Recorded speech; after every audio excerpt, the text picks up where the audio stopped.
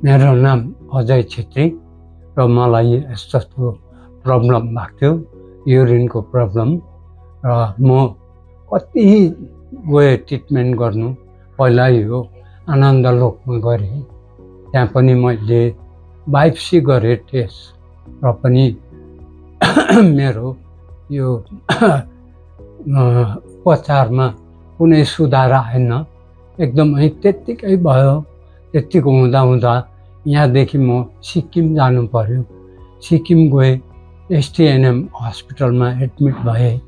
त्यहाँ एसटिएनएम हस्पिटलमा डाक्टरको आदेश अनुसार म 1.5-2 महिना त्यसै बसेँ। मलाई कुनै एउटा अपरेसनको डेट दिएन।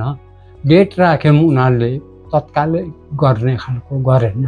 मलाई धेरै लामो समय दियो र त्यहाँ सिक्किममा मेरो 4 पल्ट मेरो क्यामो चल्यो। क्यामो चल्दा चाहिँ अलिकति मलाई महसुस भयो, पिसाबमा अलिकति सुधार आयो।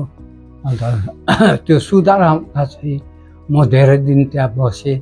त्यसको बादमा म घर गएँ। घर वापस गएर चाहिँ म धेरै दिन बस्दा रहँदा क्यामोको भरोसा नहुँदो रहेछ। त्यो भरोसा नभएर चाहिँ फेरि मेरो बिमार त्यतिकै बल्झियो। बिमार फेरि जस्तोको तस्तै एकदम ब्लडै जाने युरिनमा। यस्तो हुँदा चाहिँ म यसरी सिलगढी आउनु पर्यो। सिलगढी आएर पनि यहाँ के आइनु हस्पिटलमा टेस्ट गरेँ। त्यहाँ पनि अन्त बायोप्सी टेस्ट गरेँ। त्यहाँबाट त्यो अगाडि नै मैले उहाँ सरलाई भेटेको थिएँ, डाक्टर साहबलाई, किसन सरलाई,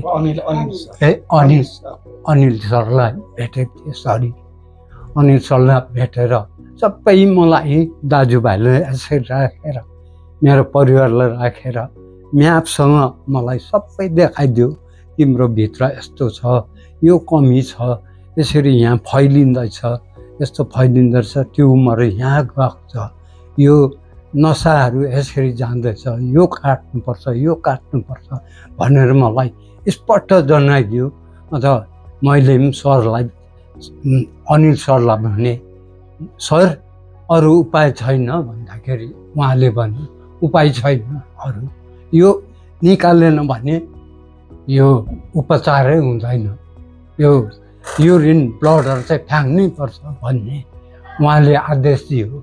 त्यस पश्चात मलाई सबै स्पष्टीकरण गरिदियो, स्पष्ट गरिदियो। भाइलाई पनि दिइराख्यो, सबैलाई राखेर उहाँले सम्पूर्ण हामीलाई परिवारलाई जनायो। त्यसको बादमा म पनि अब के गर्नु, अब ओल्ड एज भए पनि अब एकताल चाहिँ म यो सर्जरी गर्नै पर्यो भनेर म पनि तयार भएँ। त्यसपछि मलाई डेट दियो सरले। डेट दिएपछि मलाई कतिवटा दबाई पानी देखरेख सबै गर्नु थाल्यो। म अलिक तन्दुरुस्ती भएँ, खानापिना खाएँ, कतिवटा नखाने एउटा तागतिलो दबाईहरू पनि दियो मलाई। त्यो खाएपछि मलाई अलिक आँट आयो, ताकि मलाई अलिक मेरो। Good afternoon, everybody. Mr.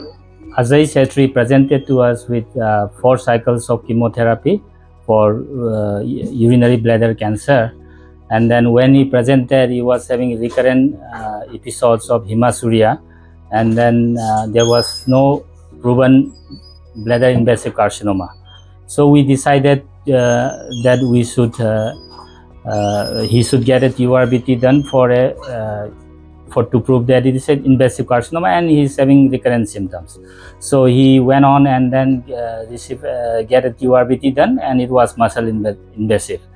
So we decided to do a radical cystectomy with an ileal conduit diversion.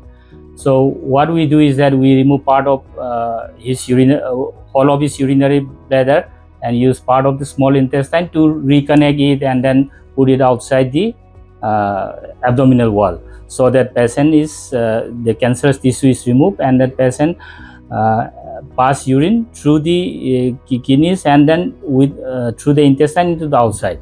So he had undergone a radical cystoprostatectomy with allele on 17 October, and post-operatively he was anemic pre-operatively, so we decided to give 2 units of PRBC, and he recovered well, and we are able to discharge him on post-op day 5. Presently he's doing very fine, and his output is good, and I would like to thank my colleague Dr. Anirban Nag and Dr. Dipanita, who is an anesthesiologist, for smooth conduct of this operation. And last but not the least, I want to thank Mr. Ajay Chetri and his family for believing in us, and I wish him all the very best. Thank you.